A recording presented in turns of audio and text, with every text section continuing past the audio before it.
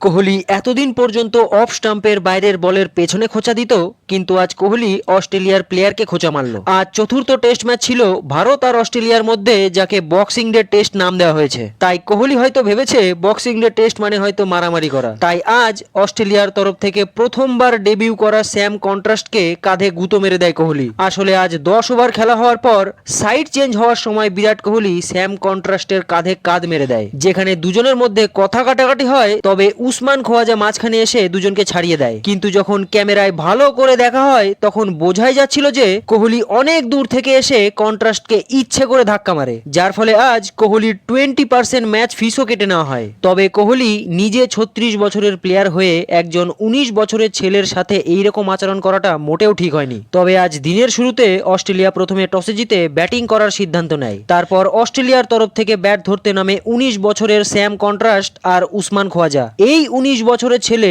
বুমরার মতো বোলারকে switch shot লাগায়। সে বুমরার মতো বোলারকে দুইবার পেছনে শট মারে। তারপর তো কোহলির সাথে তার একটু গুতোগুতি হয়। তবে স্যাম তার প্রথম টেস্ট ডেবিউ ম্যাচেই হাফ সেঞ্চুরি করে, কিন্তু রবীন্দ্র জাদেজার হাতে তাকে আউট হয়ে ফিরতে হয় প্যাভিলনে। তারপর আউট অফ ফর্মে থাকা উসমান খোয়াজাও আজকে ভারতীয় বোলারদের ভীষণ কেলিয়েছে। তবে অস্ট্রেলিয়ার পেঙ্গুইন ট্রেভিস হেড আজ 0 রানে আউট হয়ে প্যাভিলনে ফেরে। তারপর উসমান খোয়াজাও নিজের হাফ সেঞ্চুরি করার পর বুমরার বলে আউট হয়। তবে দিনের খেলা শেষ হতে হতে অ্যালেক্স ক্যারি আর টি স্মিথ মিলে হাফ সেঞ্চুরি পার্টনারশিপ করে অস্ট্রেলিয়াকে 6 উইকেটে 313 রানে খাড়া করিয়ে দেয়। তবে কাল ভারত বাকি 4 উইকেট যত তাড়াতাড়ি নেবে তত তাদের জন্য মঙ্গল।